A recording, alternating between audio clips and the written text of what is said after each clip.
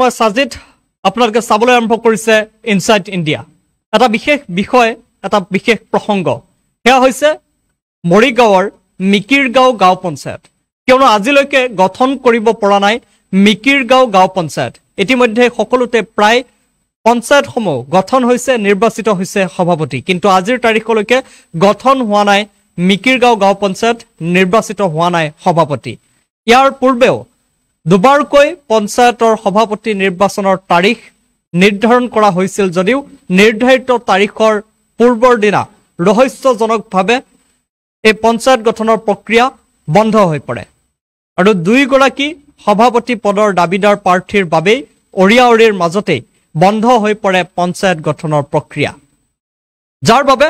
এতিয়া উৎকণ্ঠা বৃদ্ধি পাইছে মিকিৰগাঁও গাঁও পঞ্চায়তৰ ভোটাৰ ৰাইজৰ কিয়নো জল্পনা কল্পনাৰ অন্ত পৰিবলৈ মাজত মাত্ৰ কেইটামান ঘণ্টা বাকি আছে কাইলৈ নিৰ্ধাৰণ কৰা হৈছে 24 জুলাই তাৰিখ এই 24 জুলাই তাৰিখতে কোনগৰাকী প্ৰাৰ্থীক সৰহ সংখ্যক ৱাৰ্ড সদস্যই নিৰ্বাচিত কৰিব সভাপতি হিচাপে কোন হ'ব মিকিৰগাঁও গাঁও পঞ্চায়তৰ সভাপতি কাক বিচাৰিব ৱাৰ্ড সদস্যসকলে তাক লৈ এতিয়া জল্পনা কল্পনা বৃদ্ধি পাইছে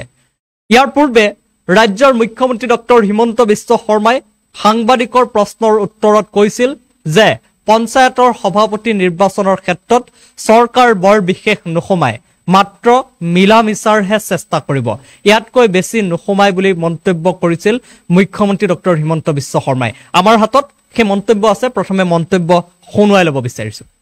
পঞ্চায়তৰ সভাপতিটো আমি যেহেতু ৰাজনৈতিকভাৱে ইলেকশ্যন কৰা নাছিলো গতিকে আমি মিলামিছা কৰি দিয়াৰ চেষ্টা কৰিম কিন্তু আমি বহুত বেছি নোসোমাম আঞ্চলিক আৰু জিলা পৰিষদটো যেহেতু দলৰ মনোনয়ন জিকিছে গতিকে দলে নিৰ্বাচন কৰিব কিন্তু সদস্যসকল যেহেতু নিজৰ ভাৱে জিকিছে এয়া আছিল ৰাজ্যৰ মুখ্যমন্ত্ৰী ডক্টৰ হিমন্ত বিশ্ব শৰ্মাৰ মন্তব্য ডক্টৰ হিমন্ত বিশ্ব শৰ্মাই কৈছিল পঞ্চায়তৰ সভাপতিৰ ক্ষেত্ৰত চৰকাৰ বিশেষ নোসোমায় মাত্ৰ মিলামিছাৰহে চেষ্টা কৰিব কিন্তু তাৰ পিছতো এতিয়ালৈকে কিয় গঠন কৰিব পৰা নাই মিকিৰগাঁও গাঁও পঞ্চায়ত তাক লৈ চিন্তিত হৈছে মিকিৰগাঁও গাঁও পঞ্চায়তৰ ভোটাৰ ৰাইজ কি ৰহস্য সোমাই পৰিছে এই পঞ্চায়তত কি ষড়যন্ত্ৰ চলিছে কাৰ ছত্ৰছায়াত এই পঞ্চায়ত গঠনৰ প্ৰক্ৰিয়া বাৰে বাৰে স্থগিত কৰিব লগা হৈছে এইবাৰ তৃতীয়বাৰলৈ নিৰ্ধাৰণ কৰা হৈছে 24 জুলাই তাৰিখটো অৰ্থাৎ কাইলৈ তাৰিখটো নিৰ্ধাৰণ কৰা হৈছে কাইলৈ তাৰিখত সৰহ সংখ্যক ৱাৰ্ড সদস্যই কাক সভাপতি হিচাপে বিচাৰিব কাক নিৰ্বাচিত কৰিব সেয়া এতিয়া জল্পনা কল্পনাত আছে এতিয়াও স্পষ্ট হোৱা নাই কাইলৈ দিনটোত সকলো জল পট হৈ ওলাব তাৰ পূৰ্বে আমি আন এটা মন্তব্য শুনাব বিচাৰিম এইখিনিতে খুদ ৱাৰ্ড সদস্য এগৰাকীয়ে কৈছে যে আমি